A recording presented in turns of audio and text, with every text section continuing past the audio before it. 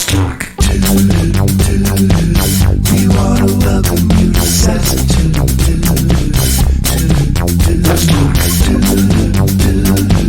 The show's alive because of Saskatoon.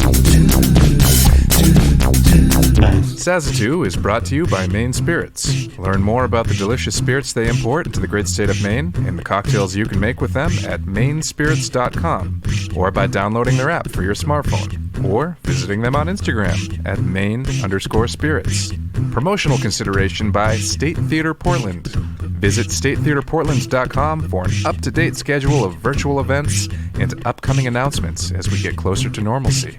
And Sun Tiki Studios, a top-notch rehearsal and performance facility located on Forest Avenue in Portland, Maine.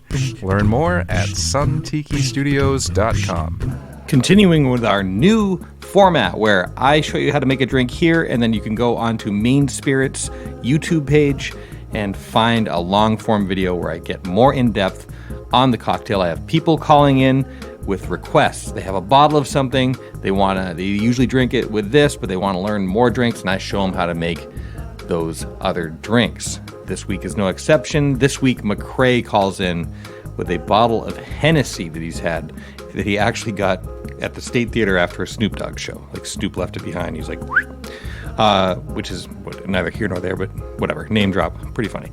Hennessy, normally a sipper. You just kind of, just on the rocks, neat.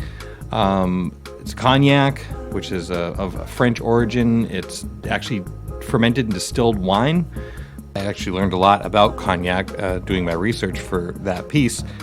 Hennessy is very smooth, and you don't often hear about it in cocktails, but I found one, and I think McCrae will like it, and I think you'll like it too. So I'm going to show you how to make a Hennessy Sazerac, a take on an old favorite. New twist on an old favorite.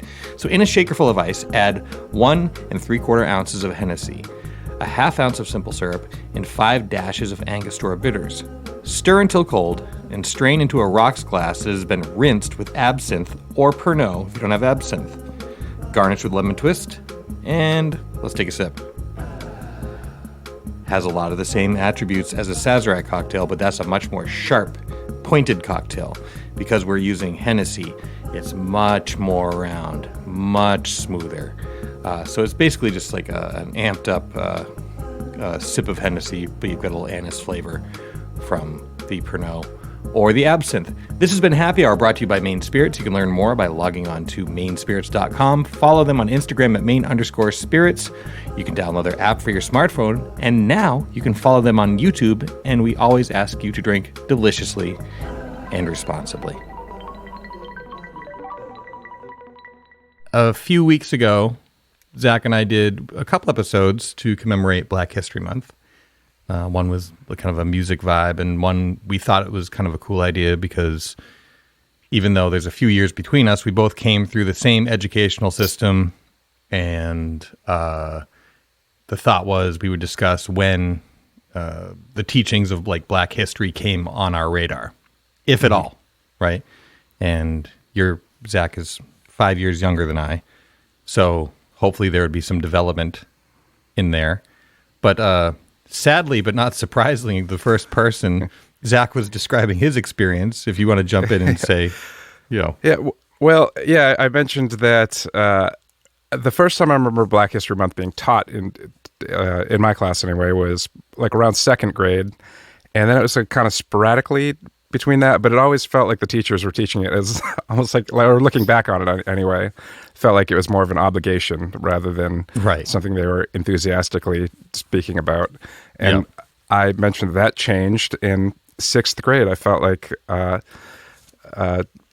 teacher, Miss Kamoli, was the first teacher to enthusiastically really teach everything, not just Black History Month. That's true. The first teacher that really made me excited about all of the things that we were learning. But when you mentioned that, I was like, wait a minute, me too. Like that's the same person who brought, I mean, I've had some great teachers, but definitely another aspect of my relationship with my Miss O'Neill, your Miss Kamoli, and now Miss Murphy. Is this correct?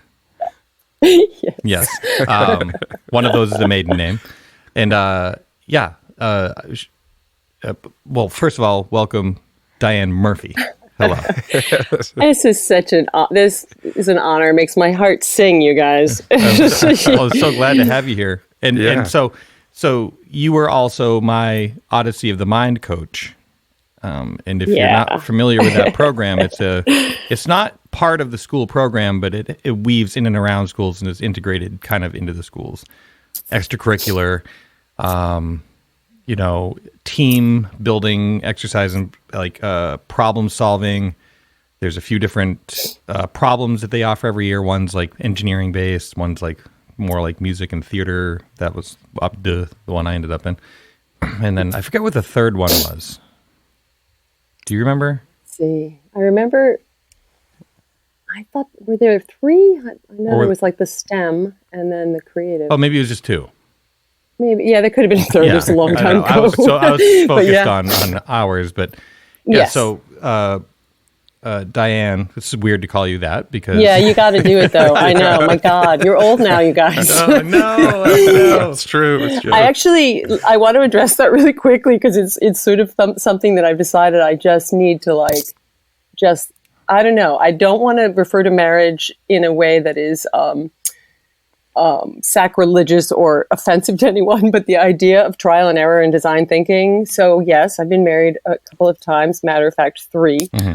And I guess the lesson from all of it is people should just keep their names. You're right. Number one. I learned that with bands, honestly. Yeah, well, that too, right? You. So you were the first one, Spencer, my very first year teaching. I was O'Neill. Then I became Kamoli for quite a while, for 10 years even, Mm-hmm. then got married a second time. And for 10 years was McFarland in this other part of because you were married to Seth MacFarlane of Family Guy fame. Oh, of course, right. Yeah. And then recently, well, not recently, but 9 years ago, married a Murphy, which is, and so as somebody said, I've got great taste in last names, and I consistent there. can hide, not that I want to hide my Italian, but it is what it is. Hey, that is so here I am. Is the classic I'm combo. The Italian Irish combo. It's like chocolate and peanut butter. It's everywhere. Yep. Yep. And also, so I think let's silver lining this thing too. Like, whatever, trial and error, or like you get married. You love being married. You do it all. Well, you do it a lot. Yeah, I love partnership. When it works, it works. And the other, Margaret Mead, one of my favorite, heroes. She talked about serial monogamy, and I think today younger people younger than I am understand that. It's just that we change and become very many different versions of ourselves. You're of course referring to an allegiance to one brand of cereal, like Cheerios.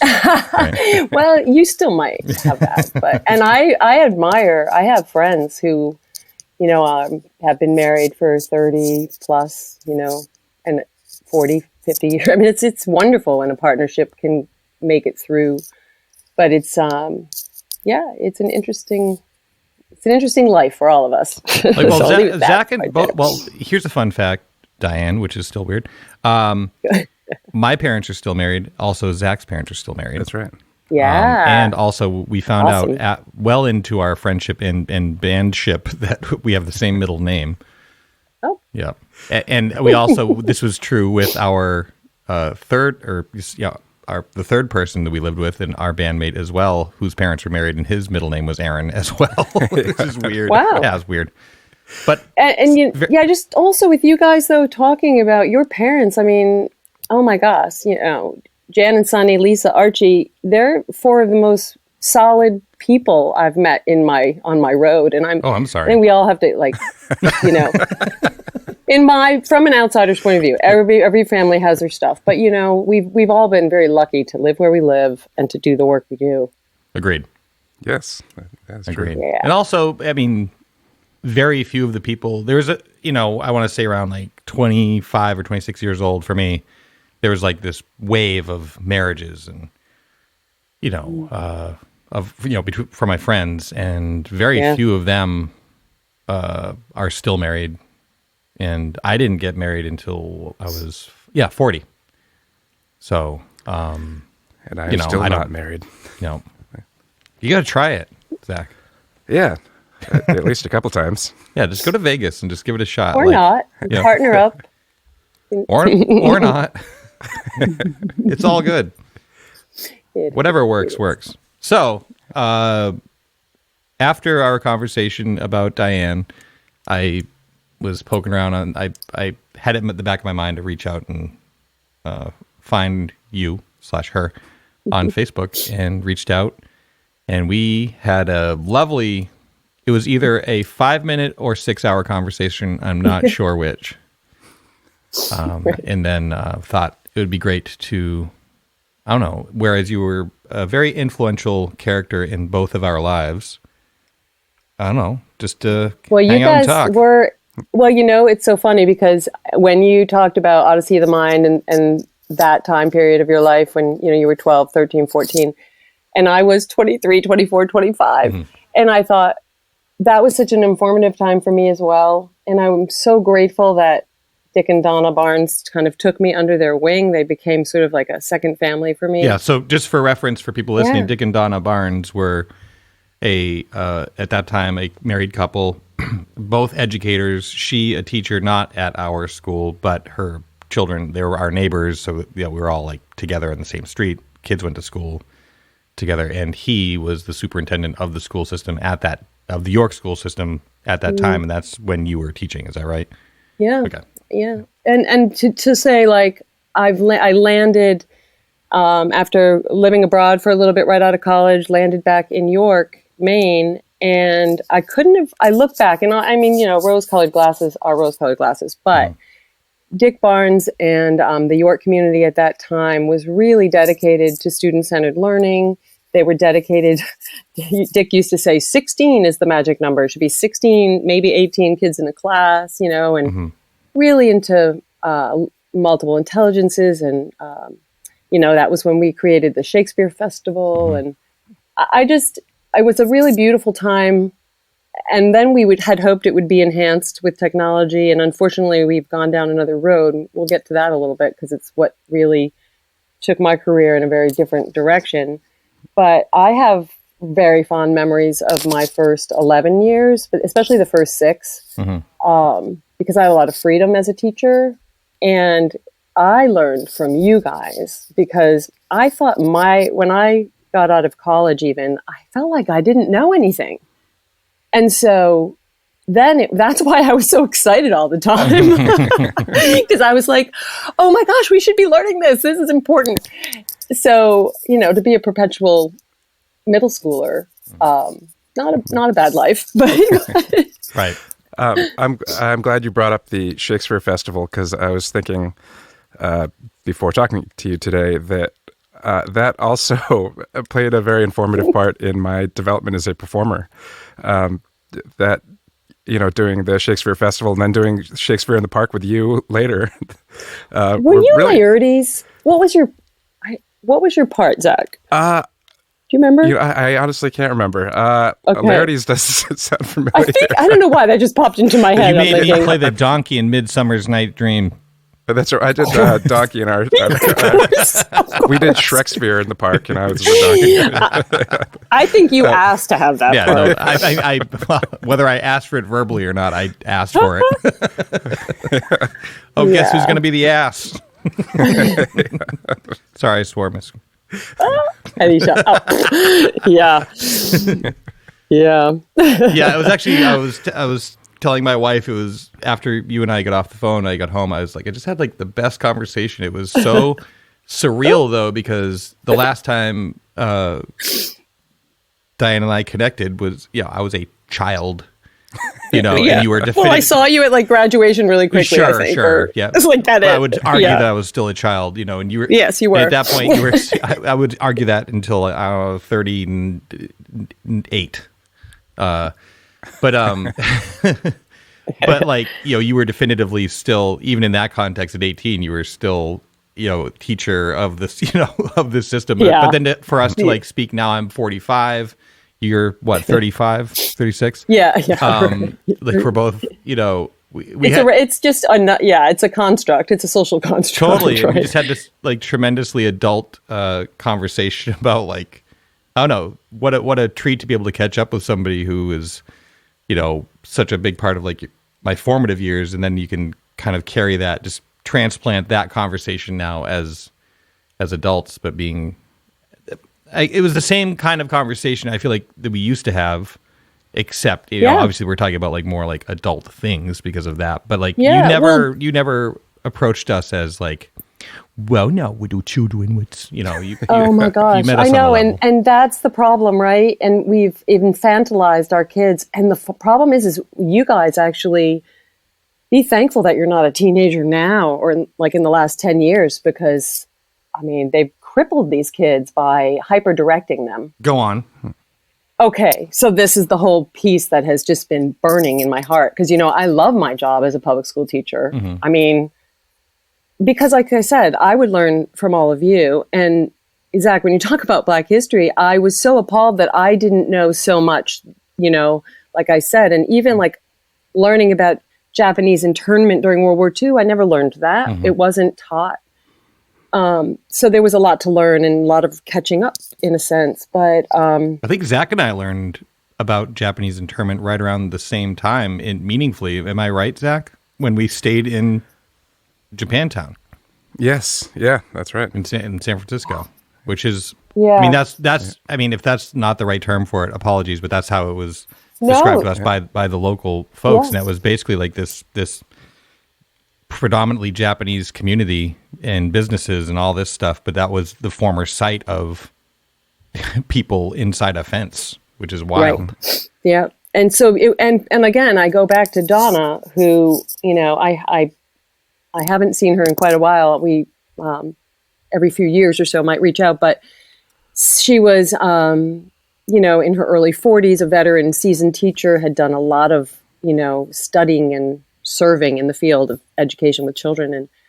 And I think she just set me off. I was so inspired by her way, which I had shared with you on the phone call, that she had really, really become angry with me because I had, authoritatively, like, I yelled at you for something, and like you said, you probably deserved it, but still, 100%. like, that is something, right? But nobody ever really deserves to be yelled at. Like, that's just a style that doesn't really serve us. That's especially fine. We know more now. I would agree for other then, people, but whereas it's me, I'm very sure that I had a comment. Well, no, I know, but still, it's anyway. When Donna said to me, I'm not going to work with you if you're going to talk to children that way, it was such a beautiful wake-up call, because I thought, I don't want to be that adult. I want to be part of, I want to be partners with kids. Mm-hmm. I don't want to be in control of kids. Right. So I'll just give you the quick synopsis. Go ahead. Just for a second, like I don't want people to be like horrified, like thinking that you did something terrible, but like all that happened was that Diane, like, she grabbed me by the shoulders and shook me pretty violently and called me a little fucking asshole. It's a bit nothing too horrible. Oh, great. But it wasn't a big deal.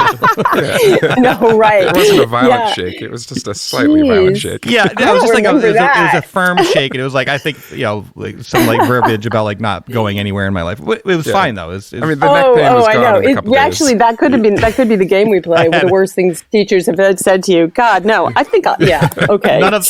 We could play that game, hyperbole. But none of them have come from you, I promise. No, I know, I'm not. But the yelling thing is, you start to, as a young teacher, I witnessed all these other teachers around me, and I was like, they're raising their voice. Maybe I should try that. Mm-hmm. And also think of how ridiculous it is that we put like one adult with like 20 to 25 kids, holy all shit. the same age. It's just like it's nightmare. That's people. just like a recipe for disaster. Yeah. All right, so I'm going to cut to the chase and give you my like super cliff notes, but I think this will be some good jumping off points. So I, worked in the district with you, where you guys went to school for 11 years. It was good and bad. I constantly am never satisfied if we're not progressing, in the sense of, I'm an idealist. So like, hey, this should be better and, more interesting. So it certainly didn't go that way, but it did in some parts. Then I went over to the neighboring district for another 19 years. Was and that Marshwood? Watched over the last, I was at Marshwood, and middle school the whole time. Probably spent most of my time in 8th grade, which is a really kind of a cool time to be, because you're asking kids to reflect. Therefore, you have to reflect. But it's become so standardized more than ever. Like in 1987, when I started in New York, they gave me a 1-page outline of the things they wanted me to cover with my English language arts classes, and like another like half-page outline for the social studies curriculum, which, by the way, was about the Maya and the Inca. Of I knew nothing about them, but also was excited because, cool, Yeah. ancient civilizations. Let's check it out, right? And then there was Voyage of the Mimi. That was fun too. Oh yeah, So Ben Affleck. remember that? Yeah, Ben Affleck. I sometimes yeah. just get that theme song stuck in my head at random. Oh, me too. But so all of that became sort of pushed away. Like there were no, it had to relate to a standard, and it was sort of that weird, we're getting behind. What are we behind? Or, and people were thinking of standards before they were thinking of what was relevant and what kids wanted to do. So I maintained my process relationship-based model of a reading and writing workshop and of, okay, we're going to learn this kind of history, but we're going to make it as relevant. In other words, we're going to talk about immigration, in the early 1900s, white European immigration, which we've talked about, hundreds of times. But we're also going to talk about the immigration right now in whatever, 2017 was my last year teaching. Yeah. So for me, it's always been about relevance, about interest, engagement, and relationship. And all of that, I was really pissing off a lot of people, administrators, teachers, because I refused to follow the unit plans, which were just, they didn't make any sense or have any connection to what we were doing as human beings. So some people really like that because they've been trained to be part of the machine. So I actually was having a harder time with some of the younger teachers who we'd have like a brainstorming session. And then the question would be like, but what outcomes, what will, and it's like, what? Why are you thinking that way? I mean, when you go as an adult to take like a music lesson, are you looking for all these strategic benchmarks, or are you just going and playing music? And so all of this hyper analysis business. So then that's where I decided to leave and started Big Fish Learning Community in Dover. And I chuckle because we basically help kids leave school. And it's really cool. We have 30 kids with us right now. That's really, so that we did have a very progressive, like starting in elementary school, I remember. Yeah, York. Yeah, and like it was really, it's not that way anymore. York is pretty hardcore authoritarian right now. Really? That's too bad. They all Because it are. was so like, we had an open concept school. I was one of those kids, like in the same way that I triggered, a frustration response from you. Like I had a lot of teachers that were like, they like, also, I know that you cared about me and you liked me, but I was just, you're just like, ugh, stop, Right. So they had the foresight to like take me out of the whatever regular class because I was so disruptive, because I wasn't being stimulated, or maybe like my mind was elsewhere, or that lesson plan wasn't reaching me. And they would do things like bring in Bruce McAdam to teach me how to build an engine Right. or an electric motor out of a cork and some wire, and so seeking So many kids alternative. need that. That's such a gift. Yeah, that sitting down, just like writing things out, receiving lecture, reading. I still don't receive the lion's share of my information through reading. Like I'm actually very grateful to be part of the video generation where I can have, if not a person, ideally it's tutorial in person for me, but you can go on YouTube and someone can explain, well, this is what I do. Like, and I can absorb it that way, but reading, I'm just like, and then you do this and I'm like, I wonder what I should have for dinner tonight. Like I'm gone. Yeah. And also that's it. I wasn't I loved being part of school so much, and I loved learning and doing things. And elementary school was incredibly engaging. And I would even say like up to 7th grade was the first time when I crossed over our school. For reference, was the middle school was broken into 2 buildings at that time, 5th and 6th and 7th and 8th grade. That was junior high, right? And the second I got into the junior high building, that's really kind of the first time I encountered teachers that were, in retrospect, at my age now, I can be like, oh, you're over it. You're just getting a paycheck, and you don't really care about this. But then you had teachers like you that were still peppered throughout. I would say even like Miss Connolly, the music teacher, was very like, into it and very passionate. So like that was engaging. So I was engaged. But when you got, Joe Joe Paycheck over there, just being Yeah. like, that's like when I got I failed my first thing in 7th grade ever. Yeah. You Well, know. it's such the judging piece, right? Right. So the big thing, you guys both, especially as musicians, would really love Big Fish. So kids come, and we basically help them lead with their strengths. And there's no homeschool police. They register as homeschoolers to come to us.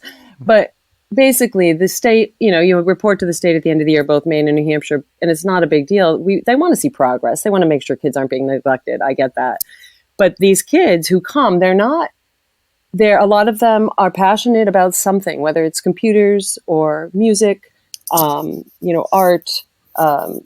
We have all sorts of kids who are, a lot of the kids who need the hands-on, but also kids who just, I guess, what we're talking a lot about now is neurodivergence. And so when I look at you and Zach in my memory, I'd say, we all are neurodivergent. It's sort of like, what is neurotypical? And schools, because they're still using a factory model, are still, they're built on this neurotypical thing, which very few people are. So I have this phrase I just started to talk about, which is nobody's really neurotypical. They're just neuro-obedient or neuro-conforming. And when I think of my own schooling, like my needing to move, I used to probably, if you were in my class, Zach, we got up and we did stretches or yogas or went for a walk around the building or something. But I'm also mystified, given my own strengths and weaknesses, that I stayed so long in a regular school. Well, they needed you there. Well, they needed me, and also, let's face it, it's a very reliable paycheck and benefits. It's certainly a very safe road. Sure. But knowing that you can make a change. It was a win-win. At that time, though, I feel like you at least had backup back then, from the top down. Yes. Oh, totally. And it shifted. And then it was like they were getting rid of us one by one. The creative people were just like disappearing. Now, did that shift kind of coincide with Dick Barnes moving on as superintendent? No, I think it's extended out through the 90s a bit, because unfortunately Dick left like just a couple of years after.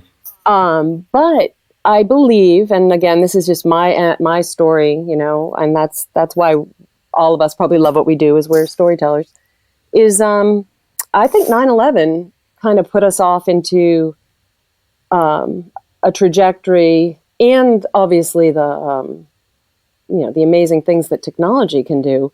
It's like, oh, we can measure every breath they take, I was just saying that to kids, are we getting graded? Every move you make, every breath you take. But it's really that, if you wonder why so many kids are anxious and why, and it's not only the school's fault, obviously. The factory model school thing is a piece of the puzzle. It's also our culture, and it's also, everything else that's happening in the world that relates to it.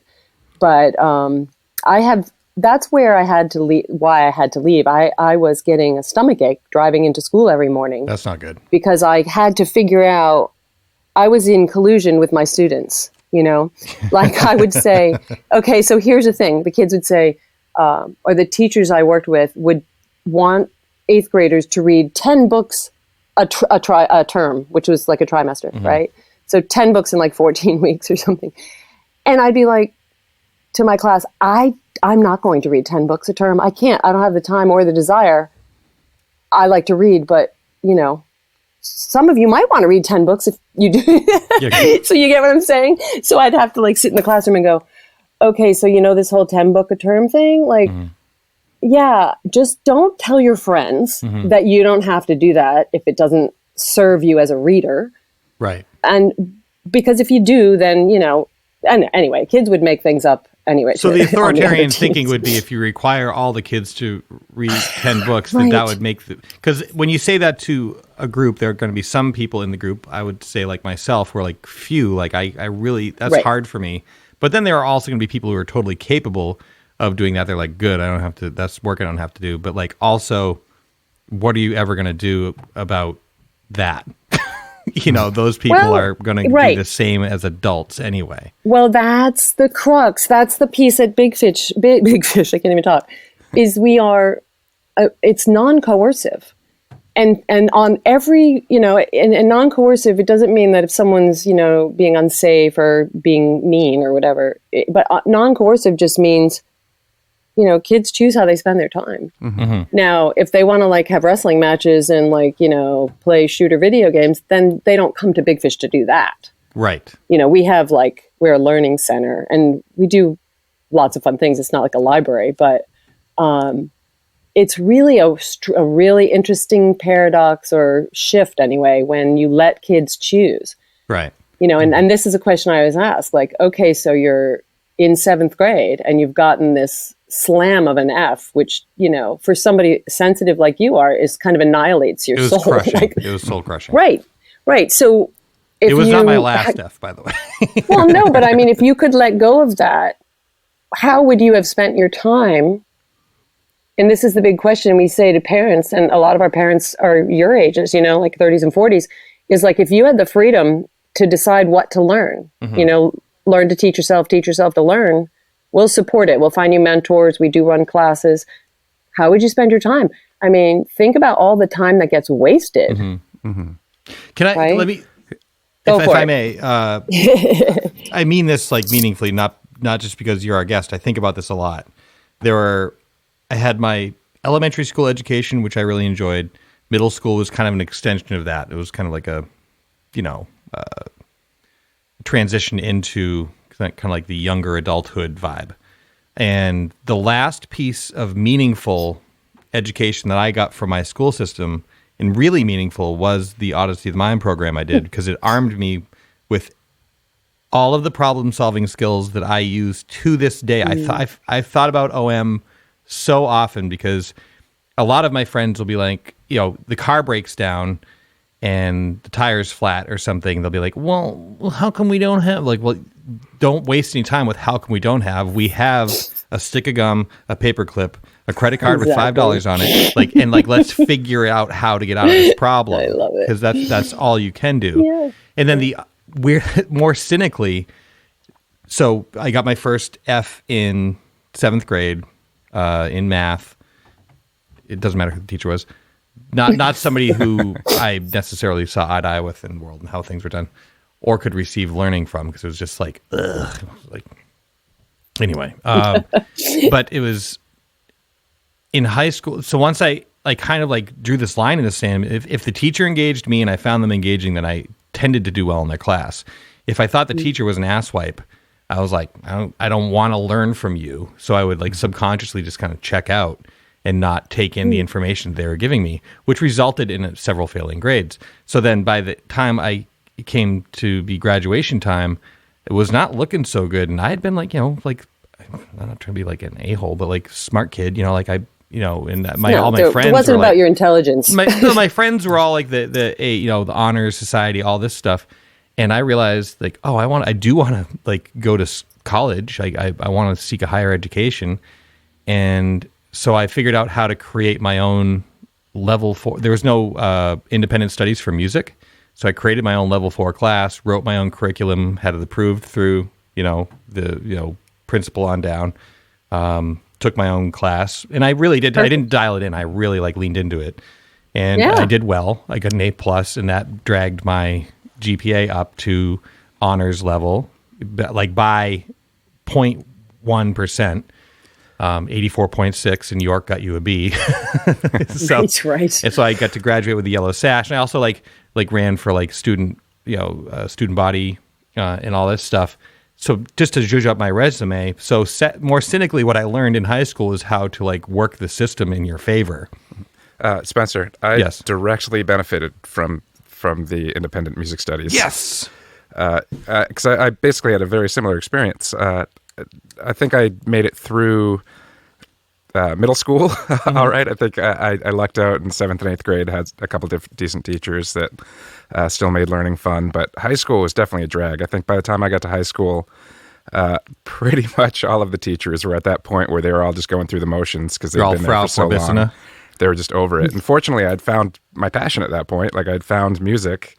But even the music teachers at that point were just, pretty much over their jobs. Sure.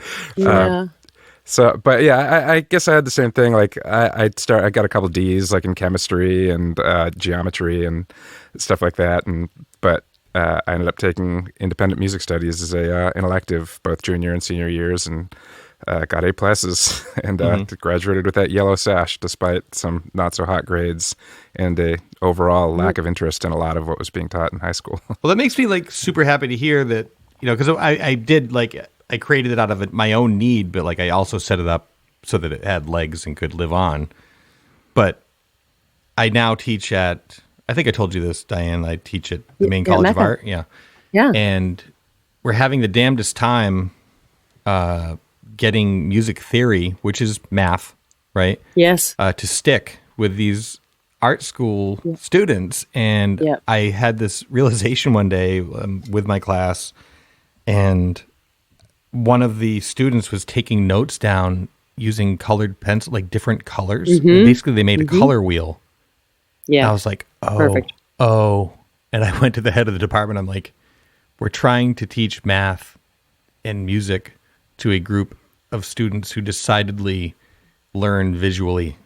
Exactly. We And- need to yeah. find some integration of color in here, So anyway, but Yeah.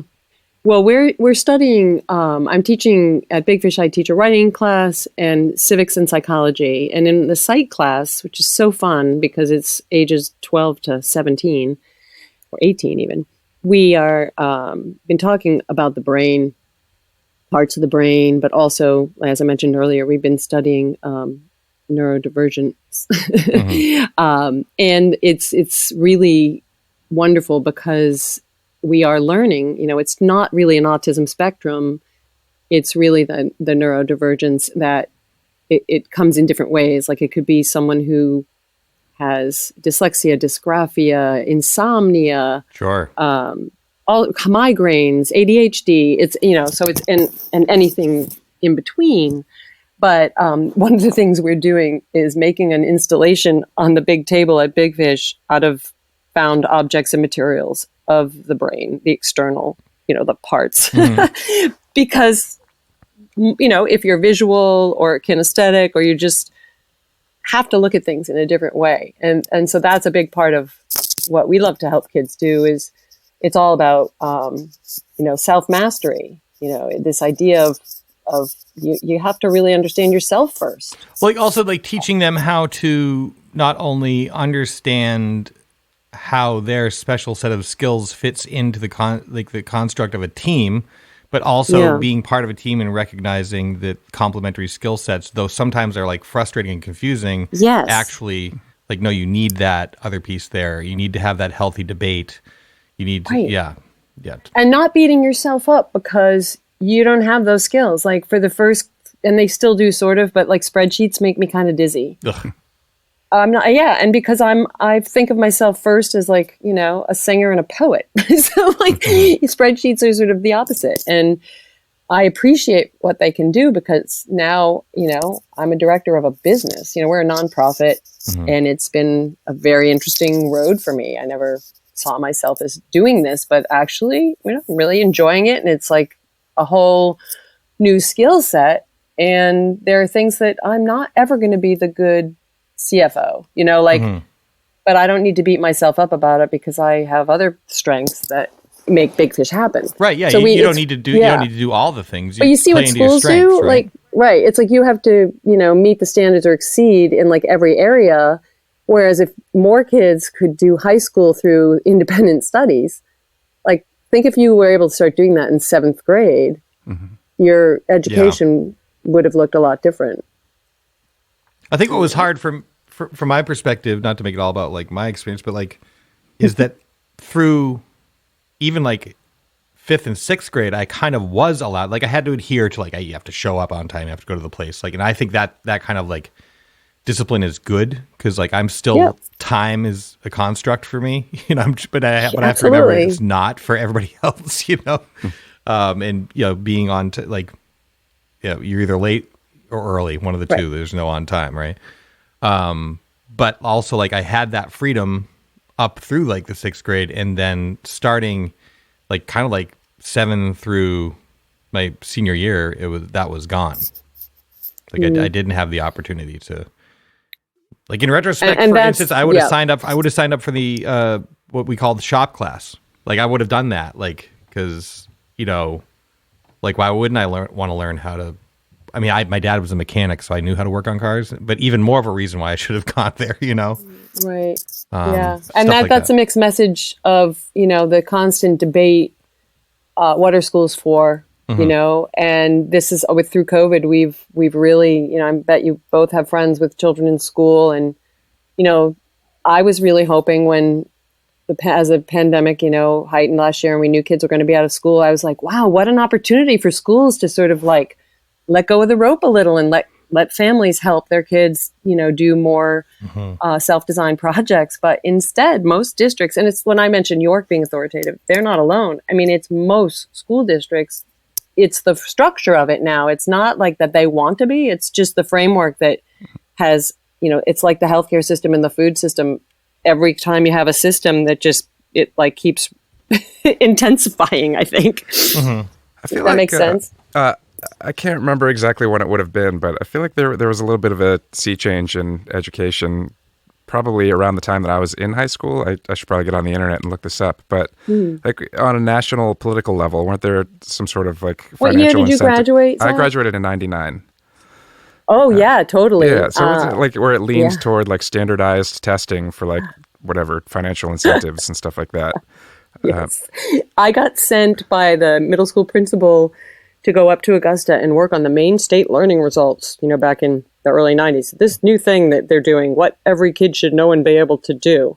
And he said to me, "You're good with words, Diane. Why don't you go?" He goes, "Don't worry. This kind of stuff happens, every few years. It's a cycle. It'll all go away."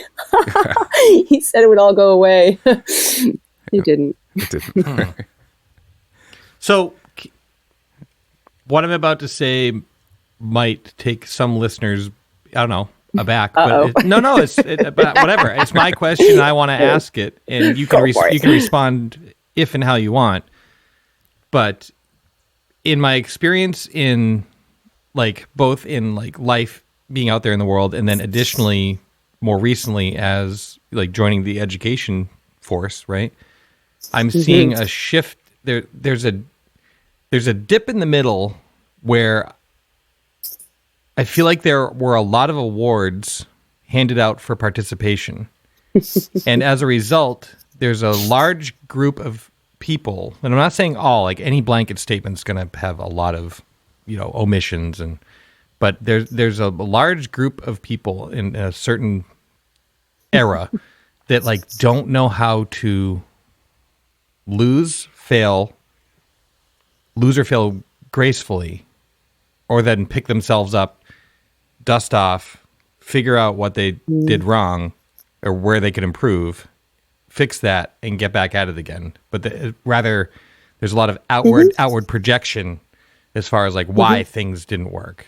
Immediately, this went wrong. Well, that's somebody's fault. Immediately, Right. And I find that personally to be very dangerous. Yeah. Oh, and that's exactly why one of the reasons I had to leave the system.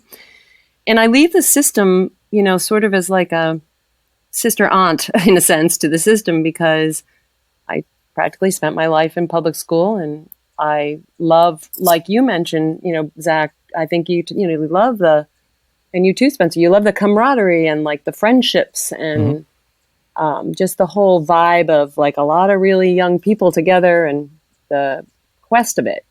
But it's when you have a system that is hyper directing young people and you're not allowing the design thinking, which is what Odyssey of the Mind taught us so beautifully, is that it is trial and error.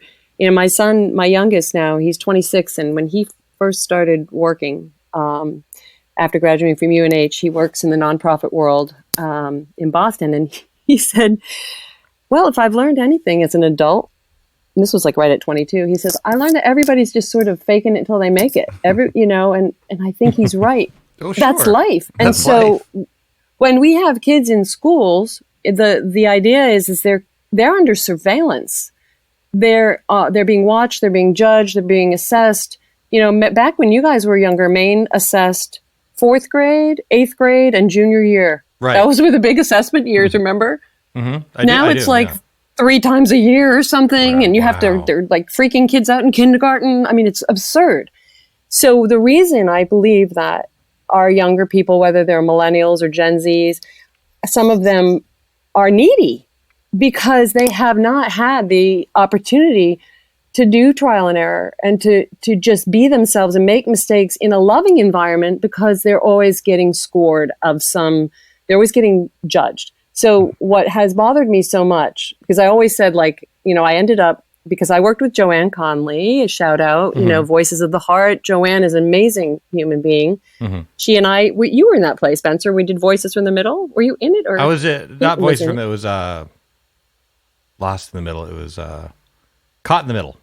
Caught in the Middle. That's right. Good. Which is a play that we, just to give a context. Yeah, you empowered the cast. You were cast based upon aptitude or just interest or just whatever, or everyone had it was like the Avengers. Everyone had like a little skill, and we wrote, it was an ensemble. We wrote the play, and then I don't know if there was original music in it, but it wasn't. No, we basically, so Joanne, another incredible mentor for me, you know, just, you know, 5 or 6 years older, but really just on fire and passionate. So I was her assistant director, and we would do existing songs and rewrite the lyrics and all of that. And then I went on to Marshwood and did that for about 14 years over there. That's wrote great. shows with kids, which was so much fun. And well, that's what you and I did in OM. We wrote our own show there. Absolutely. And that was the groundwork for me as well. And that's why when I was speaking to you on the phone, it's like I decided I could start Big Fish because of my 14 or 15 years doing theater programs, because you meet the coolest people, whether they're like, you know, videographers or they're musicians or they're tech set builders or light people. You meet really cool people who do all sorts of things. And so there's a place for everyone in the theater. Whereas the school district, and Marshwood even more than York, is super sports oriented, you know, like wrestling, football. And so there was always like, you know, we were underfunded and not, you know, the arts just wasn't, and they do a good job with a lot of programs over there, but it's just that it wasn't easy. You know, there wasn't much money and all of that to do it. But you see, the problem is we have kids competing for everything, whether it's grades or sports teams. And then we release them out into the world, and they're in a more of a combative mode rather than a collaborative mode. Like, so I'm really, doing Big Fish is really a sort of it's my little call to action in the dot of Dover, New Hampshire, which is like, let's stop the madness of this authoritarian factory school system. It never has been as authoritarian as it is now. Right. So crazy. So with Big Fish, let me try to get the water cooler speech down on this, see if I have it right. You are providing a gathering space and effectively a support system for those who are choosing homeschooling over traditional quote unquote school system. Is that right? Pretty good. Yeah. I mean, it's self-directed learning, and so they have an advisor, you know, each person has an advisor.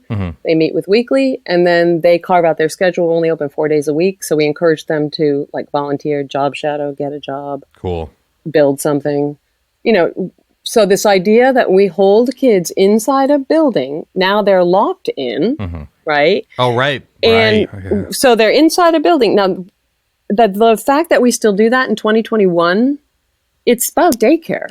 I mean, like, we have to call it what it is. So like, families need for their children safe learning opportunity centers, but they don't need their kids to be coerced into learning and doing things all day that they don't want to be doing. Right. So that's our own point. But we've got a system now rooted in also, you know, the multi-billion-dollar industry of the educational machine. And it's not, and I'm part of it too, because I'm going to have a retirement, you know, so it's teachers, then it's companies, you know, all of those. So it's a big ask.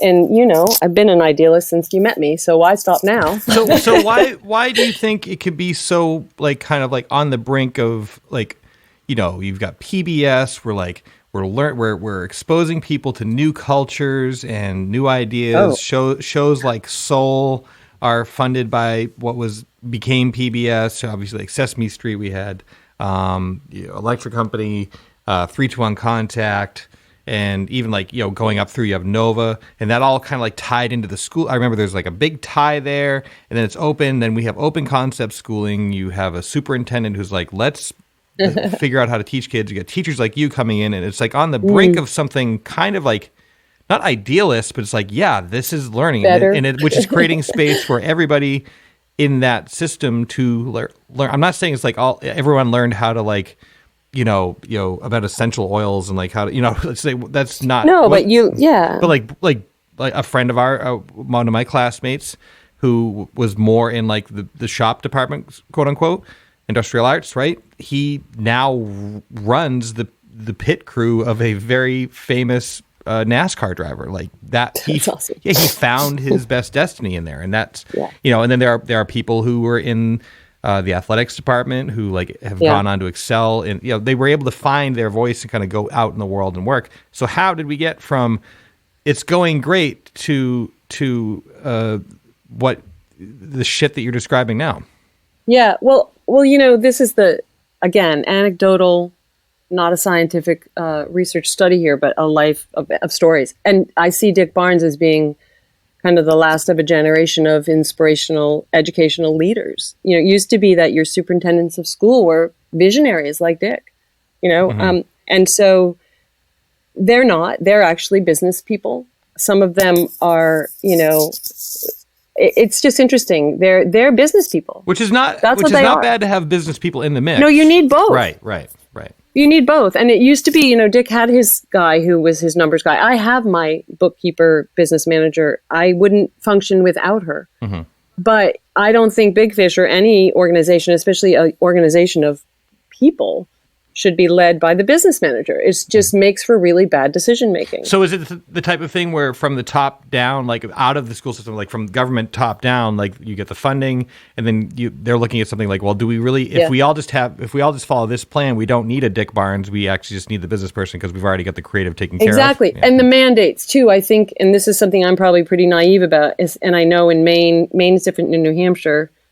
New Hampshire is, every district for itself in a way is a lot of freedom here until the governor makes a mandate.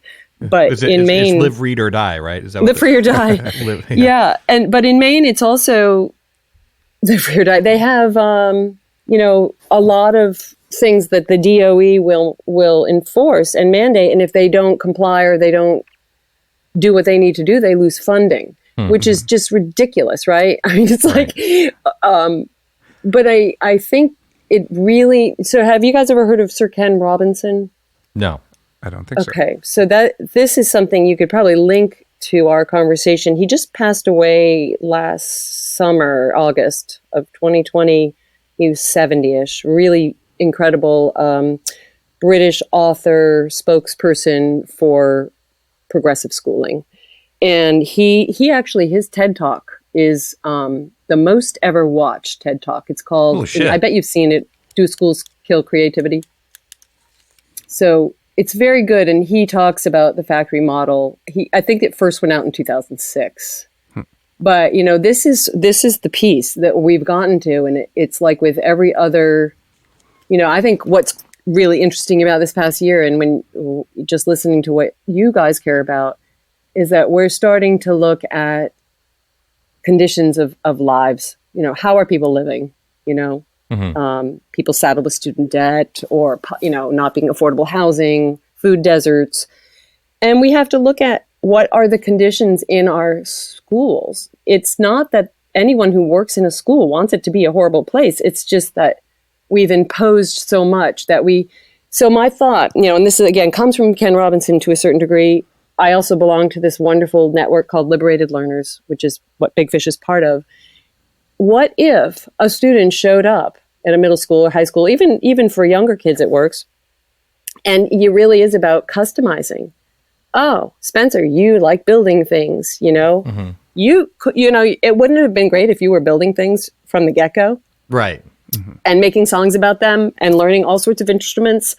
But I also instead of think getting worksheets for me, thrown it to is you. important to get a taste of the other things I wouldn't necessarily gravitate right, towards, just like right. for the sake of broadening your horizons and also, I don't know, like. But don't you think you would have chosen them? Like, I think we underestimate how many, like the humans in general really like to try new things.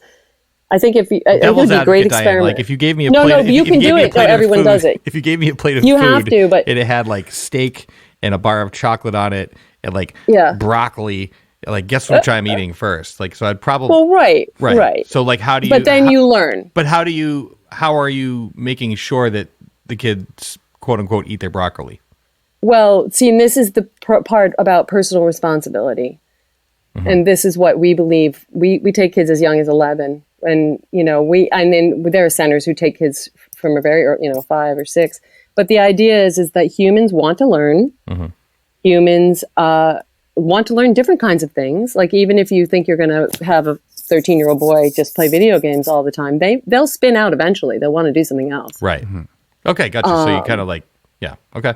Yeah, well, the other cool thing, we've had a couple of new 8th grade boys come on in the last couple months, and, like one of them is, yeah, I know I'm playing too many video games. And I'm just like, so the conversation we have is, okay, so school's been really hard for you, for many reasons. And the only good thing in your life over the last few years has been video games. So like any other human on the planet, you do what makes you feel good. Sure. So now, instead of like beating yourself up for doing what makes you feel good, how about you just find a few other things to do that make you feel good? Right. So it's sort of like, we're really, it sounds a little cliche, but it's like, could we be human first? And then the learning comes. Or how about you create like Call of Duty algebra? Oh, well, again, Grand Theft it's like, math. yeah, I have our kids build video games all the time. That's wild, you know? yeah. And actually, I want to talk to you guys about maybe doing a little spot on visiting some of our classes. We have musicians. Oh, sure. Ooh, yeah. And it's fun. I'll tell you more about that. Oh, But yeah, a reason to shave and brush my teeth. Let's do this. I know. Put clothes on for once. Like, better not I was just relieved when it was t-shirts. audio today. Yeah, I know, right? Yeah. So, a question for you: I've always thought you a forward-thinking person. If you're seeing that the public school systems are becoming more authoritarian, what's the solution? Like big picture. I know that like anything you say is going to have like a zillion mechanisms, and you have to have this person has to agree with this, and this, the funding, and blah blah blah. But like, what's the fix? Like, how do we recenter it to, which I don't know. Judging by what I'm hearing, it's a mindset. Yeah, I think the shift has got to come from the parents, unfortunately, and the parents who have the hardest job in the world right now. I mean, imagine, the last 4 years explaining that to your kid. Yeah. How How do you explain that? I don't even want to say that. Like, don't even go that direction. But that plus the pandemic, having your kids home while you're trying to work. Here's my fix. My fix is this. I believe that we need emotional health first and foremost. People say social, emotional, and I say no, emotional, social. Emotional, then social. Because like you said, and I know, Zach, the same true for you, right? Is like, it's relationship-based learning. We learn, we're human beings. We learn with each other. So social, emotional, and then we'll go with the academics. And the academics will come, but they won't come if you force feed them. And the problem when kids say, I've met adults your age recently who told me they never learned about 40 acres and a mule. They never knew about the Johnson presidency and how Abraham Lincoln was trying to appease the South. And of course, there's a lot that has been hidden that's coming out now. Yeah. And people want to know it. And I love what's happening because we're seeing, a lot of people who have been marginalized represented. But yeah, I do see the fix is a mindset change where parents are going to have to keep advocating for their kids. And because the teachers can't do it. The teachers, they can't even speak about it or they will be targeted. Wow. You can't go against. Within the emotional aspect of what you're saying, do you also include mental health?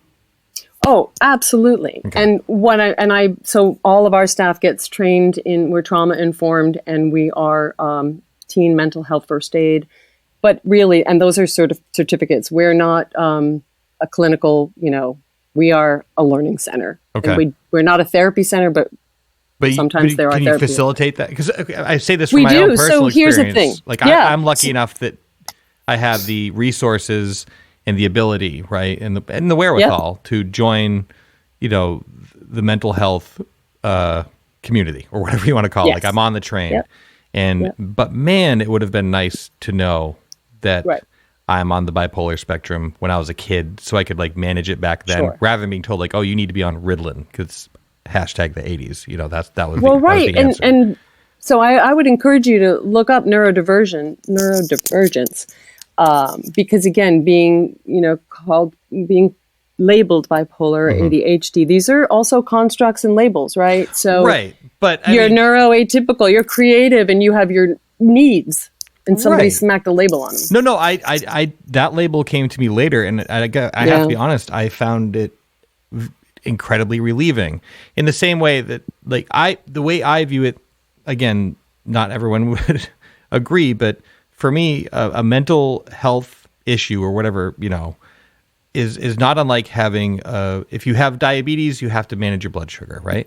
Absolutely. And that's called diabetes because that's what that condition. Like I don't feel like I'm like, oh, you're bipolar. It wasn't weaponized when it like came to me. Exactly. It has been weaponized, but like not in this context. So I just know like I can learn what that means and when and how to like recognize if you're hitting a high or a low or whatever. Yes. Like what that So- is and get ahead of it and manage it. And that for me was like, man, like to learn that at like 39, I'm glad I did, but how about 8? No, you need to learn it. You need to learn it at 10. Yeah, Or whenever yeah. it comes up. Like when No, and that, that piece we do address. So with the emotional piece, like I said, we're transparent at Big Fish because we have all sorts of kinds of people who come, and they have to be able to be safe and take care of themselves. But we have people who have been severely depressed, have self-harmed. We have people who have just been complete overachievers, and they're gone beyond the system. I think I told you about our one member who got into Berklee School of Music and is producing music there beautifully. We have another young man who graduated a year early from the VLAX program through us, and is now at Pratt Institute. So people go on, but the mental health piece is really what we can offer is support for people to know themselves. How, like, that's like the crux of mental health, right? Is for a mental wellness.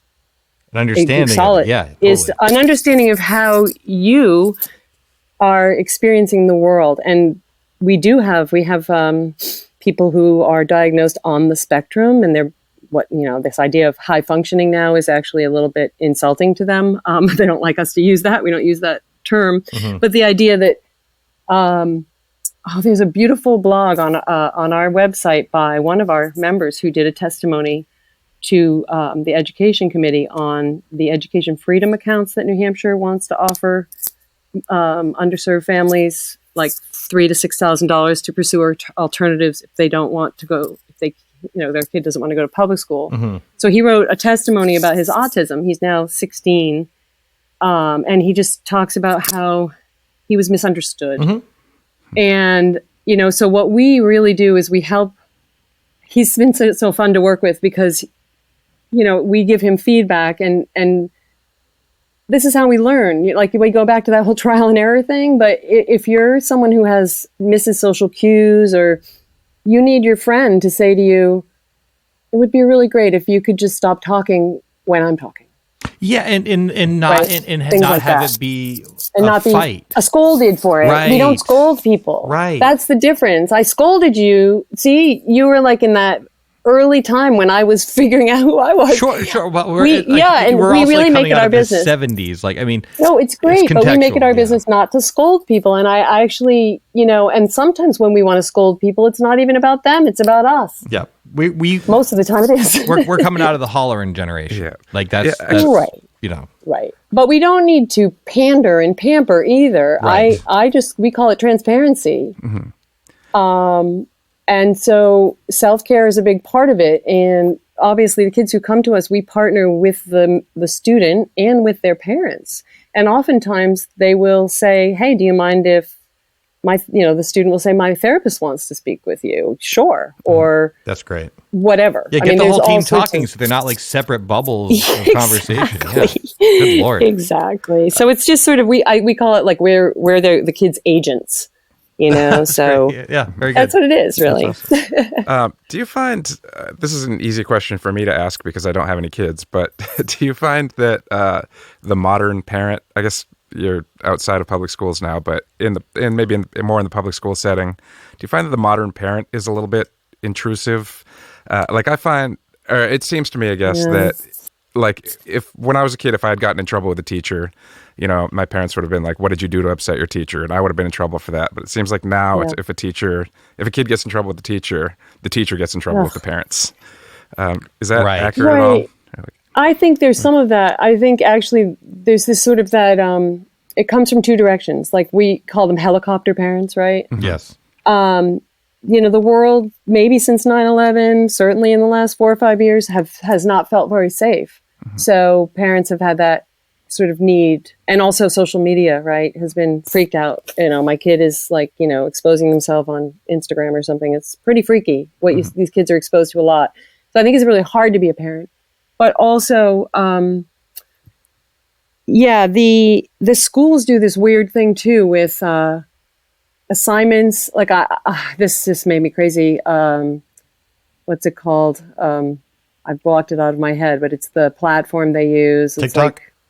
It's a school platform, whatever. Sorry. I thought we were going to the rabbit hole of shitty social media. No, we can. But it's the one they use where the grades, where everybody inputs the grades and everything. So when a teacher collects homework, let's say you're a 7th grader and your social studies teacher collects the homework, they can give you a 0 because you didn't turn on your homework. And at the moment they give you a 0, their parents get a freaking ding on their telephone that says, Johnny didn't turn in his... Oh my God. Yeah, it's disgusting, it's right? Like the so we're Patriot talking Act about for children. hyper-surveillance. Yeah, hyper-surveillance. So the parents now feel probably like they're not doing their job if they don't sign up for, this service that will happen when your kid is getting, is your kid doing what they're supposed to be doing? Mm-hmm. And even though they don't want to do any of it, Right, that's the thing, right? They're not interested in anything you're teaching. Right. I will tell you, the 2 kids we had that came from York recently, 2 8th graders, they're really kind of neat. One came back in the fall, and the other one just came a few weeks ago. And the new guy, we call it like a interview kind of a thing in the beginning, because it has to be a mutual fit. You have to want to be there. You have to like what we're doing and all that. And he said, well, my friend's been coming here since October, and we get together on the weekends, and like, he's talking about things he's learning, and because, he's choosing the things he's learning, and he knows things about that I don't know. I don't feel like I'm learning anything because I'm just going through the motions, So he joined us, and I thought, how funny is it for a 13-year-old boy to be thinking, wow, my friend knows things and I don't. It's just like getting back into a situation or a mindset where like learning is cool. Yeah, I think about that even in the modern context when I just think of all this like dumb music knowledge that I have about every little thing the Beatles did or something. It's like, how do I retain all of that? But in school, people were throwing historical facts at me, and I would just forget it immediately. Or because you didn't care. Because I didn't care. Yeah. Mm-hmm. And should you? And why should you really? Because some of the stuff they were feeding you, I mean, even my favorite thing was every time we'd get like an achievement test or some kind of, test, it would be like the woolly mammoth, whatever it is. Like, yeah, if you're interested in the woolly mammoth, great. But, this hyper assignment, just make them do it. But you see if you start to research the beginnings of school, I mean, why is it built the way it's built? It is about organizing a society and having a place. So we do need that. So I guess the other shift when you say what's the solution is for schools to be more like community colleges, for them to be like giant learning centers where you go in, whether you're 10 or 15, and it's like, who is this amazing human? You have musical talent and you love to write? You want to cook? There's measurement in cooking, whatever it is. So there's a way that people could choose And I think since the pandemic, I actually said this sort of jokingly to the superintendent in Dover, who I really admire. He actually reminds me of Dick Barnes. He's a really good human being, but he's also in a pretty complicated system. 4,000 plus kids in Dover, I said to him, so are you ready for all the requests for part-time schooling, like hybrid schooling? Big Fish will help you out. Because think about it. If your kid's been home all year, are they going to easily go back to this, 5 days a week, 7:30 to 3? Oh, I thought you were going to be like, if your kid has been home for a year, how can you keep them in school like 24 hours a day for like 6 months at least? Well, both. I think it's, I think it's going to be, I think it's going to be interesting to see what happens. And can schools flex and pivot enough to make something interesting happen? I would love to pilot it. If any of your listeners, or we want, there's a school in Rhode Island called Big Picture Learning School District. There are a few of them around the country, and they do this. And they have like this massive network of mentors and volunteers. We have a small network, but it's good. Yeah. So if people want to learn more about, like, I think it's safe to say we've got a broad picture idea of like kind of like what you got working over there. Self-directed education. So, it's a global thing. And Diane, I hadn't asked the question Yeah. yet. That wasn't Sorry. the question. I'm just going to keep talking. Go for it. Did I just blah, blah, blah. The tables have Go turned. for it.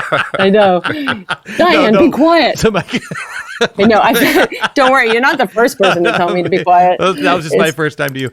No, so if people want to learn more about like what you're doing and if they have questions, where do they go? Okay. So the first thing, go to bigfishnh.org.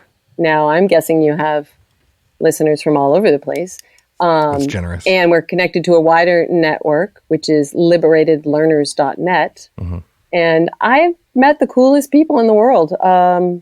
People trying to open centers. There's one in the Philippines. I met a friend who was trying to open one up in Beirut, Lebanon. Wow. But these are, we have 12 centers in our network. Lots of cool people out there trying to really work for freedom for kids is what it comes down to.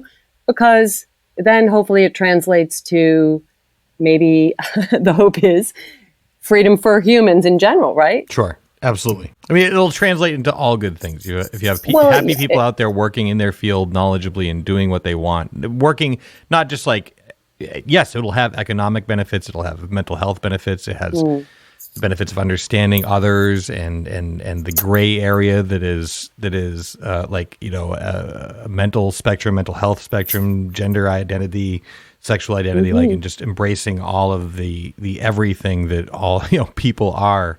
And obviously, like the more we embrace and fortify diversity in that way, like I just don't see the downside. Right. I think people worry. I mean, right now we get a lot of parents, oh my gosh, my kid's going to live in my basement for the rest of his life. And right now if you saddle them with student debt, they might. But people don't want that for themselves. And when the world feels safe again, if we can encourage people to go out in the world and do things, like you say, that are meaningful. Yep. Diane, this is an absolute pleasure. Yeah, this was great. This was so much fun, Thank you you so guys. much. And I definitely, when you're feeling like you're getting out, when COVID is not as much of a thing and you're whatever out in the world, I want you to come visit in person in Dover.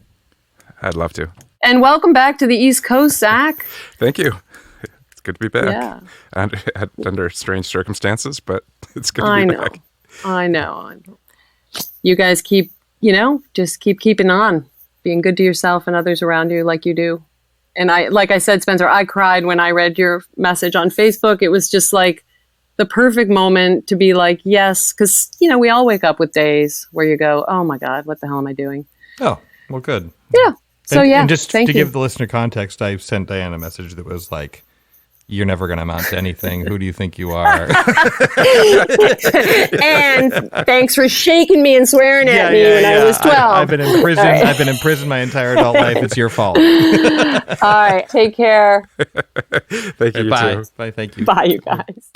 Saskatoon is brought to you by Maine Spirits. Learn more about the spirits they bring into the state of Maine at mainspirits.com and what to do with them by downloading their app for your smartphone or visit them on Instagram at Maine_spirits. promotional consideration provided by State Theatre Portland. Learn more at statetheatreportland.com. And Sun Tiki Studios. Learn more at suntikistudios.com.